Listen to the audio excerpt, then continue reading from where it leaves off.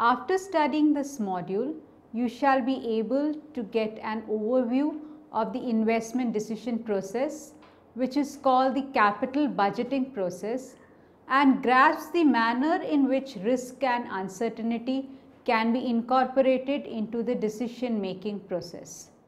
Introduction. Generally, decisions regarding the optimal levels of production, consumption or factor input employment are taken by comparing the current expenditures and the current revenues or marginal products. This is acceptable with inputs like labor, where one has to decide on the level of employment of labor in view of the current wages and the current marginal revenue products. However, with the factor input capital, the decision making process, while being the same, has to be based on a different set of data. Capital expenditure is typically expenditure on plant and machinery, wherein the current level of expenditure has to be compared with the revenues that will be generated in the future. Therefore, we require a method to bring the future revenue down to the present revenue to enable us to compare it with the current expenditure. While considering future revenues, the various kinds of risk and uncertainties should be allowed for. Therefore, we also focus on how the aspects of risk and uncertainty can be incorporated into evaluation techniques and thereby the decision making process. Now, let's first look at what is capital budgeting process. Now, capital budgeting process is the process of planning the capital expenditure after a careful evaluation of the available capital expenditure alternatives. Optimality requires that firm should undertake additional capital expenditure projects as long as the marginal returns from the project exceeds their marginal cost. This is shown in figure 3.1. As we see in the figure, the vertical bars are the different capital expenditure projects arranged in descending order of returns. The curve sloping upwards is the marginal cost curve. That it is rising shows the rising cost of raising additional amounts of capital by the firm. The firm should undertake these projects, the returns from which exceed the marginal cost of capital. In the figure, it corresponds to the first three projects. So, the above model can be divided into 4 stages. The first is generation of capital investment projects. Second is estimation of the cash flows.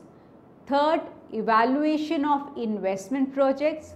And fourth, ex post evaluation of projects. Now, let us look at the first one, that is generation of capital investment projects. Idea generation is the first step towards the generation of capital investment projects. Ideas or proposals can be generated at all levels of the organization. Replacement projects involve replacements of old and worn out pieces of machinery. Projects can also reduce cost, such as labor saving equipment and machinery for technologically new processes to reduce cost by replacing obsolete machinery. The demand for increased capital outlays may come from market expansion. A market expansion plan has to be backed by an adequate production expansion plan, which essentially means capital outlays for capacity expansion. Diversification into new products also calls for capital investment projects. Estimation of the cash flows. Now, estimating the cash flow involves estimating cash outflows and inflows over the life of a project. Since it involves projecting cash flows into the future, it is ridden with uncertainties. Now let us assume that the decision maker can project these cash flows with certainty. There are certain guidelines that must be borne in mind while estimating the cash flow. The first principle is that the cash flow has to be measured on an incremental basis. This means that the relevant cash flow is the difference between the cash flow that existed before the project and the cash flow with the start of the project.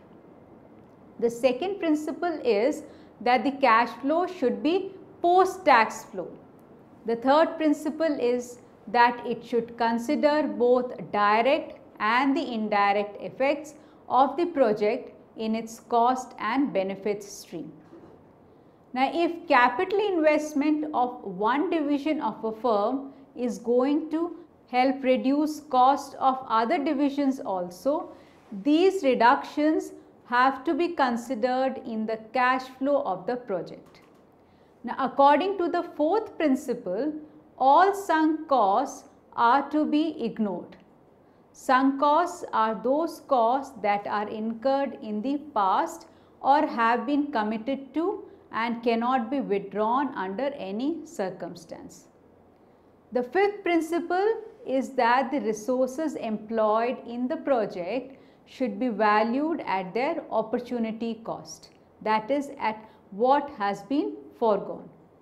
Now, for a capital expenditure project, there will be an initial investment at t equal to 0, which will generate a cash flow stream in the future. Now, this initial investment is a cash outflow and the revenue streams from time period onwards are cash inflows. There would also be cash outflows during the life of the project and not just at t equal to 0. The post-tax incremental net cash flow, that is NCF, is equal to the difference between cash inflows and cash outflows. Now, depreciation, being a non-cash charge, is added back to get the correct estimate of the cash flow. Now, let us look at the evaluation of the investment projects. Now, after identifying a capital investment project and its cash outflows, now we have the data required to evaluate the project, that is, to see whether the project is economically viable and whether it satisfies the marginal rule. Now, there are several methods of evaluating a project. These are as follows: A. Payback period, B. Average return on investment or the accounting rate of return, C. Net present value, and D. Yield on investment or the internal rate of return. Now, let us look at each one of them in more detail. Payback period. Now, this measure gives the time period required to recover the initial capital outlay from the cash inflows. The period over which the sum of the cash inflows equals the initial capital outlay is called the payback period. The smaller the payback period, the more desirable is the project. Now, second is accounting rate of return. This method relates income to investment. It is defined as the ratio of net average annual income from the project to its initial investment. Net average annual income is equal to the net income divided by life of the project in years. And net income is the difference between net cash inflows generated by the project over its life and the net cash outflow of the initial capital. Now, what is net present value? Now, the net present value method compares the cash inflow generated with the initial investment. Now, if the sum of discounted cash inflows received over the life of the project exceeds the initial capital outlay, the project is considered to be economically viable. That is, if the NPV, that is net present value, is positive, the project is considered worthwhile. Thus, NPV is equal to minus C plus P1 upon 1 plus R plus P2 upon 1 plus R square plus so on to Pn upon 1 plus R to the power n. This can be written as summation Pt upon 1 plus R to the power t minus C, where C is the initial capital inflow and hence it is negative, and P1 to Pn are the cash inflows occurring in the time periods 1 to n, and R is the discount rate. The NPV is a function of the discount rate R. Now, for the same project with higher discount rates, the NPV reduces and becomes negative, while at lower discount rates, the NPV may be positive. Thus, a project which is rejected with one discount rate may be accepted with another discount rate, thereby making the choice of the discount rate an extremely critical input. Now, let us look at the internal rate of return method. Now, in this method, a discount rate is found so that the NPV at that discount rate is 0. Now, this discount rate, which equates the initial capital investment to the present value of net cash inflows over the life of the project, making the NPV 0, is called the internal rate of return or IRR. It is the value of R in the following equation, that is C is equal to summation Pt upon 1 plus R to the power t. Here C is the initial capital investment, Pt is the net cash inflow in the time period t, where t ranges from 1 to n, and n is the life of the project. Now, ex post evaluation of projects. At this stage, the quality of the estimates is tested by comparing it with the actual cash flows. The smaller the deviation between estimates and actual, the better is the quality of the estimates. This feedback on the estimation procedures is an extremely important piece of input for future capital investment decisions. Now, let us study the decision making under risk and uncertainty. Now, what are the risk adjustments in decision making? A decision making situation in which the possible outcomes can vary and the probability of the occurrence of each outcome is known, that is said to be a risky situation. Risks are of two kinds, diversifiable and non-diversifiable. Diversifiable risks can be removed by investing in many projects. However, non-diversifiable risks cannot be removed through diversification. The possibility of a recession in the economy is a non-diversifiable risk for a firm. Now, there are various methods of incorporating risk into the decision making process. One is the subjective approach. In this case, the decision maker assesses the risk subjectively. Now, when faced with a situation where the net returns of two exclusive projects are the same, the decision maker makes a subjective assessment of the risk involved and chooses the one where the risk is low. Now, however, where both returns and risk are unequal, decision making is more difficult, but risk is still assessed subjectively. Now, in the utility function approach, the individual maximizes the expected utility. This assumes that the individual is able to attach a level of utility to each of the possible outcomes of a decision. That is, EU is equal to summation UI into PI, where UI is the utility of the ith outcome and PI is a probability of occurrence of that outcome. This EU is compared with EU of another decision, and the decision maker will choose the one with higher EU, and EU equal to 0 indicates indifference. Now, in the risk adjusted discount rate approach, a risk premium is added to the risk free discount rate. Where the risk is diversifiable, the discount rate will be the risk free interest rate. However, where the risk is non-diversifiable, a premium is added to the discount rate. With a risk adjusted discount rate, the NPV is equal to sigma PT divided by 1 plus K to the power T minus C, where PT is the net cash flow at time T, K is the risk adjusted discount rate, and C is the initial capital outflow. Now, let us look at the decision making under uncertainty. Now, what is uncertainty? Uncertainty is a situation where the decision maker does not know the probability of an outcome.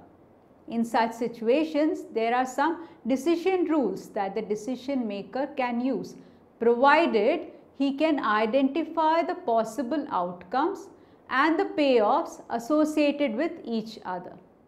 One such criteria is maximin criteria. In this, the decision maker, faced with the payoffs of the various outcomes of the strategy, chooses the best amongst the worst possible outcomes.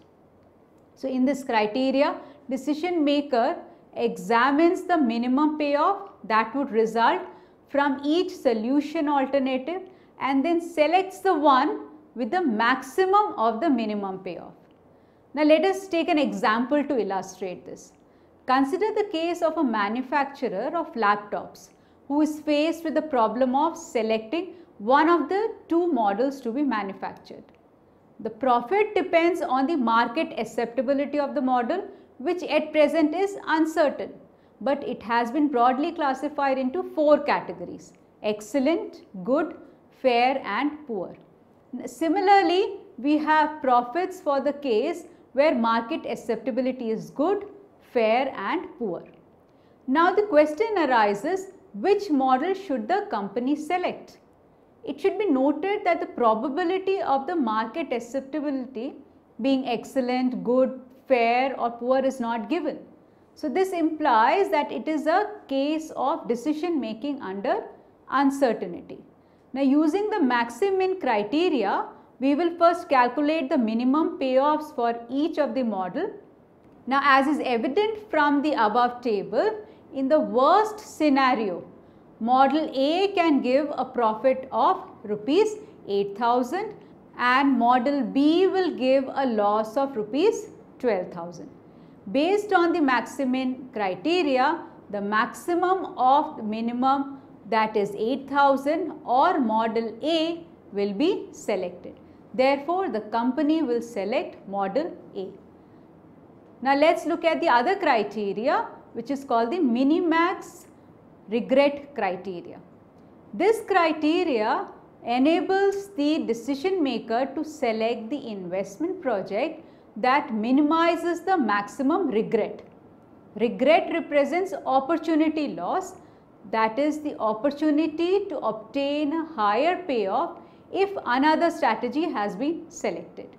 It is measured as a difference between the payoff of the best strategy under each state of nature. Now, this criteria can be illustrated using the following example. Now, suppose there are 5 strategies to buy 100, 200, 300, 400 and 500 trees, and there are 5 states of nature which represents the sales of trees, that is N1, N2, N3, N4 and N5.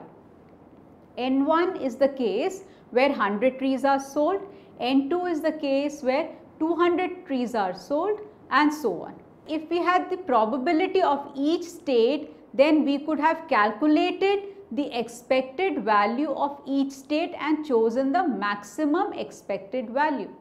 However, since the probabilities are not available, this is a case of decision making under uncertainty.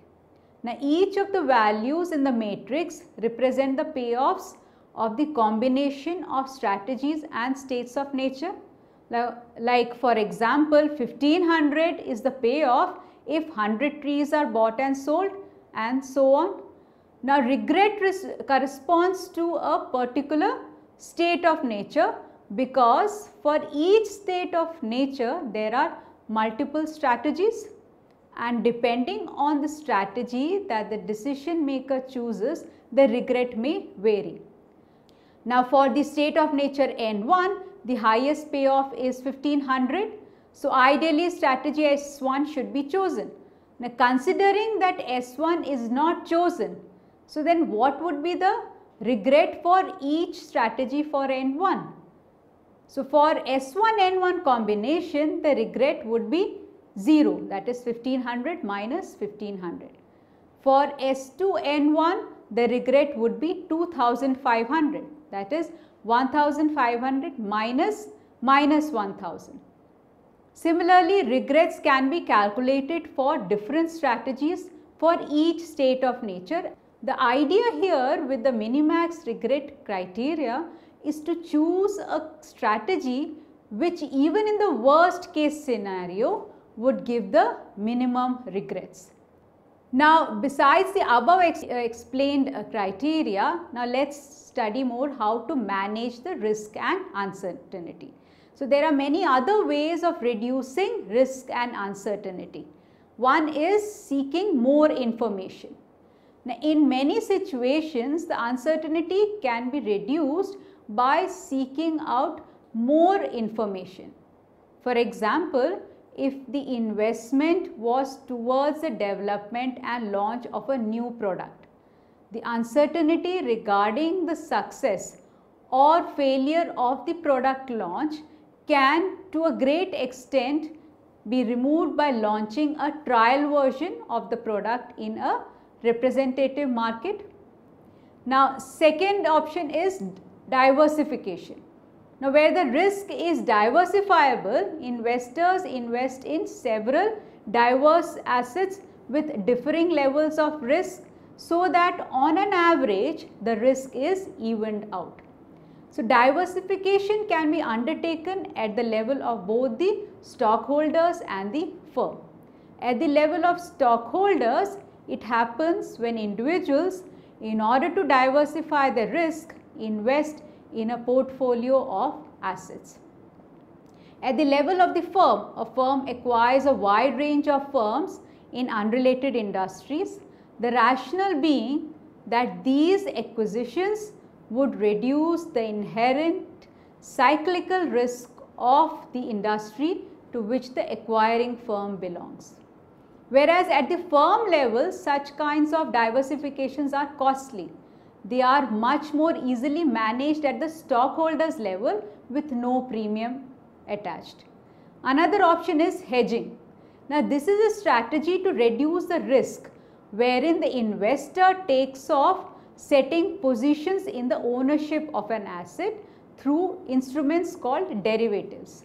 An investor often uses buying or selling of a future contract to offset risk in the cash market. These contracts are legal obligations to buy or sell goods specified in the contract at the price agreed upon at some point of time in the future.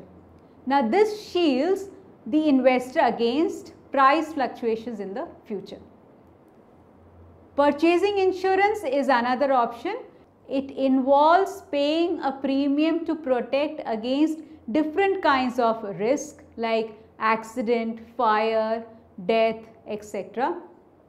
Insurance is commonly available for losses due to fires, accidents, thefts and fraud.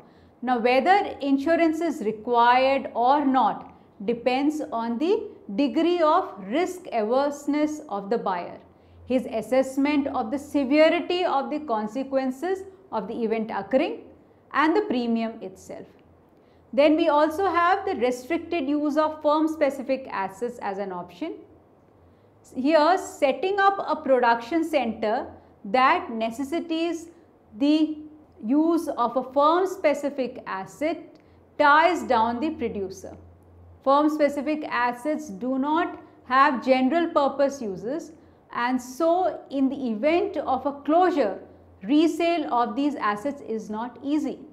Since firm specific investments offer few, if any, options for diverse use, investors should opt for these investments only after a thorough evaluation. Now we can summarize over whatever has been studied in this module. The evaluation of a capital investment project requires a comparison of current expenditures with revenues that are expected to accrue in the future. Capital budgeting is the process of planning for capital expenditure based on a careful evaluation of the alternatives. The 4 stages in the capital budgeting process include generation of alternative investment projects, estimation of cash flows, evaluation of projects, and ex post evaluation of projects. Now, risk is when there are several possible outcomes and the probability of their occurrence is known. As against this, an uncertain situation is one where the possible outcomes are many with unknown probabilities. The risk is adjusted for subjectively through a utility function or risk adjusted discount rate approach. But in an uncertain situation, 2 criteria are primarily used. One is the Maximin criteria and the other is the Minimax regret criteria. Risk and uncertainty in situations are mitigated to a great extent by seeking more information through diversification at the stockholder level and at the firm level and through hedging and insurance.